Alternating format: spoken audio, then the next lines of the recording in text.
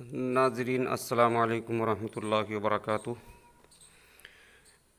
انتہائی افسوس اور رنج و غم کے ساتھ یہ اطلاع دی جا رہی ہے کہ مظفر نگر کے مشہور و معروف حکیم ربانی کا آج حرکت قلب بند ہو جانے سے اچانک انتقال ہو گیا ہے۔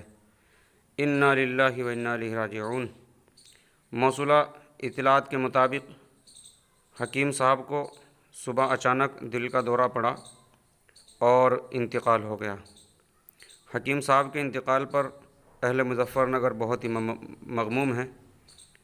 دعا گو ہیں کہ اللہ تبارک و تعالی حکیم صاحب کی مغفرت فرمائے۔